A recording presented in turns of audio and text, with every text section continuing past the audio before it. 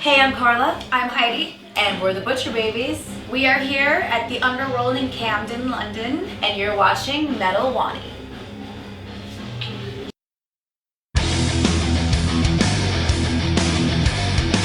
Fernando here, we are at the Underworld London today with the Butcher Babies. Girls, thank you very much to be with us.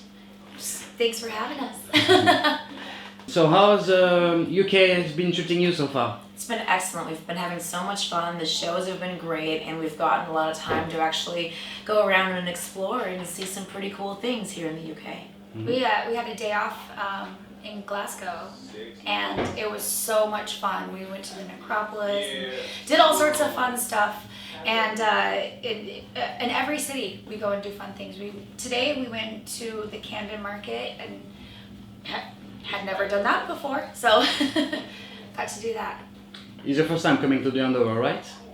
No, we actually came to the Underworld on our very first time in the UK, and we played here with Fozzy and Soil and Ugly Kid Joe. Yeah, it was a long time ago, 2012. Yeah, it was our very first show ever in the UK was here. Mm-hmm.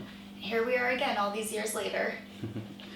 So you guys shifting between main stage festival and intimate venues like tonight. So what are the difference for you guys between what's your favorites? I think there's benefits to both. At Hellfest it was insane to walk out and see 8 million people to look out and see just a sea of people, but you lack that intimacy with the people in the crowd. You can't really see them, but it's fun.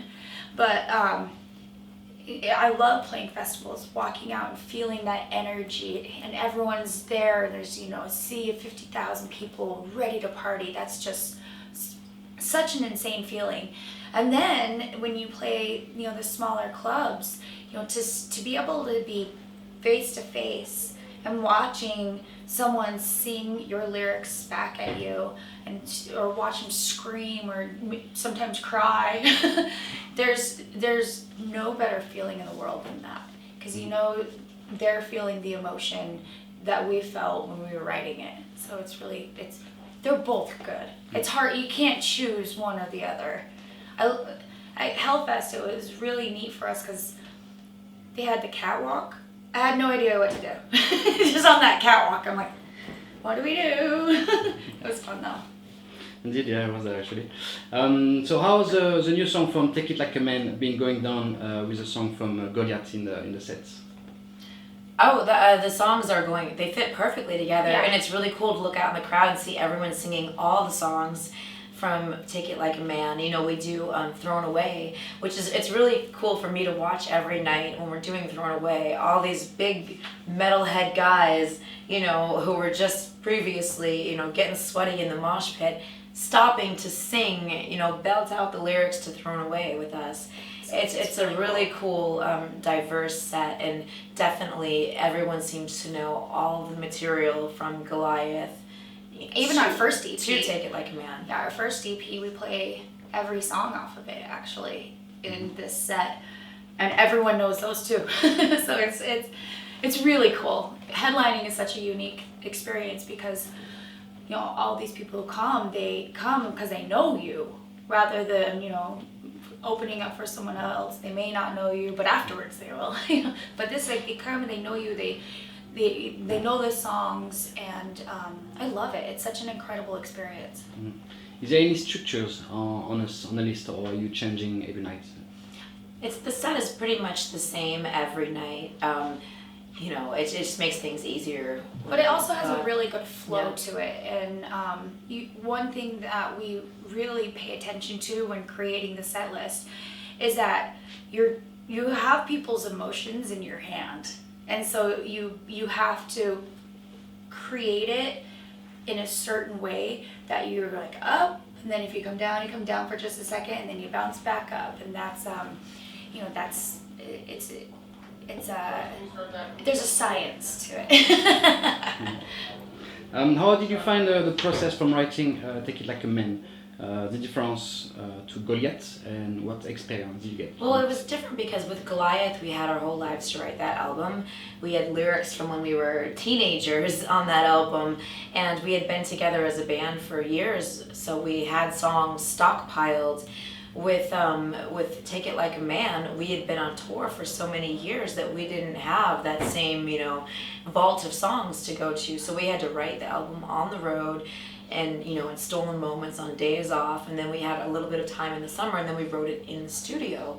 So it was a very different process. And I was really worried about it. It was a little frustrating to have to, do it in that small amount of time. But that added pressure just kind of helped us really, dig out deep. this great stuff. And I'm so proud of the album and the way that it came out. And lyrically, the album has a lot of different emotions on it than Goliath did, because on this album we wrote a lot about these new feelings that we've had, being alienated away from our family and friends at home and being on the road so often. So while it still kind of tips into how we felt growing up and different emotions, it definitely kind of has more adult emotions about, like I said, our current situation.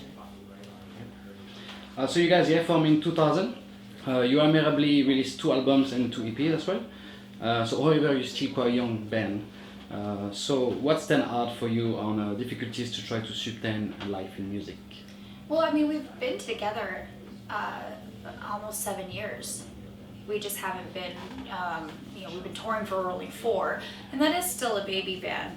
But, for us, I think just constantly pounding the pavement and putting out product and creating content, I think for us that is like the best way to kind of get our foot in the door of being a band that has longevity.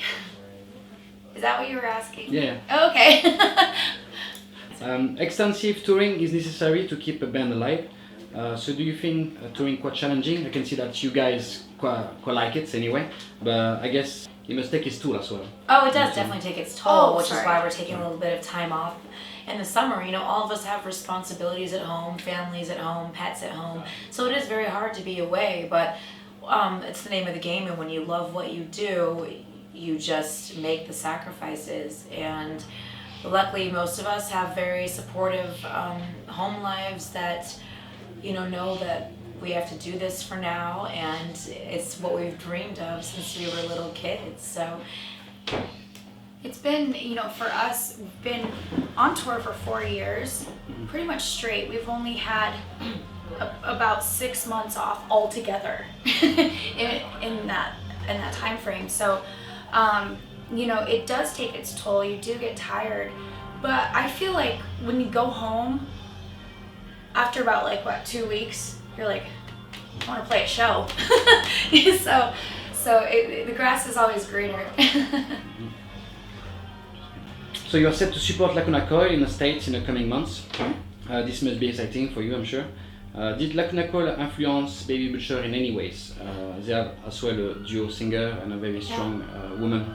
I love Lacuna Coil. I think they're a great band, but I never listened to them much growing up. I don't think they really had much influence on us, but they're a very inspiring band, and Christina's amazing, and it's a great band. I think what is really inspiring about them is having, the two front vocalists, and Christina, when we met them, I mean, she's just the sweetest girl and so nice, and her attitude in the music industry, I mean, they've been around for 17 years or something like that, and their attitude in the music industry is still so fresh and so excited about everything, and you can tell that they love what they do, and that to me is very inspiring. Strong female leads are very prominent force in metal culture today. As mentioned, Christina of Lacuna Coil, OPEF, with a new album, particularly portray quite a raw and honest take on equality. We all know you both face difficult time in our industry, so even after a decade, do you still feel that's happening? I think right now we're in a really, really interesting time with females in the metal genre and the rock genre. You see more females involved in metal now than I think you've ever seen. And it seems like girls are feeling more comfortable being like, yeah, I love this and I can do it.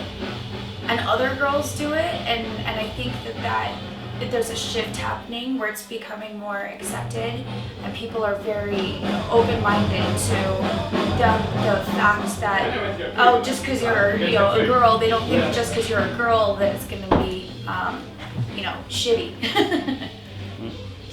It's a double-edged sword. Two ladies in metal band is something different.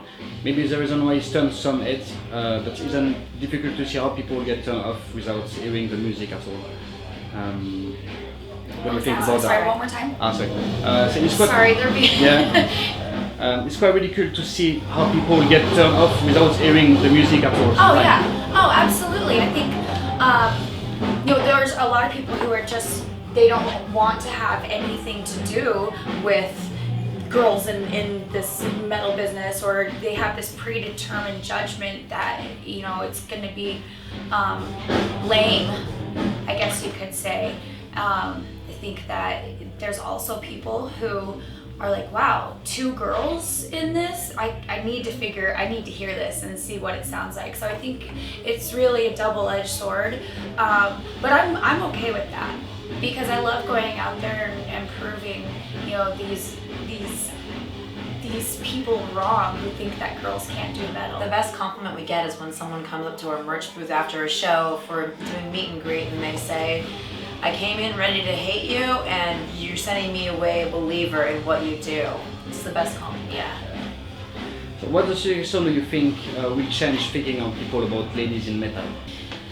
I think just, more girls out there killing it. I think that's one thing that really has changed the perception. And I think once people see the show and they understand that, wow, they're not just, girls aren't just getting up there and being like prancing around and trying to be pretty, like they're going up there and throwing down just like the boys do. And I think over time that will become a norm and people will understand that it's not just a fashion show for us. Mm-hmm. After this tour, is there any plan? Are you guys planning on taking some rest, or have you started already to write some new stuff? We are taking the whole summer off to write a kick-ass third album and get some rest and relaxation. Nice. We're so excited. It's when we get back from this tour, we have 2 days, and then we're out with Lacuna Coil for a couple of weeks. But we're excited to, really dive in and at home and write a really, really great third album. We're so lucky that we have this ability to, that people allow us to actually write music and put it out. It's so cool. So I think for us, the writing process is really, really fun, and we're excited for the summer. And then in the fall, we'll be back out, and we'll probably be back over here at some point soon. So the party don't stop. Heidi, Carla, thank you very much for your time. Thank you.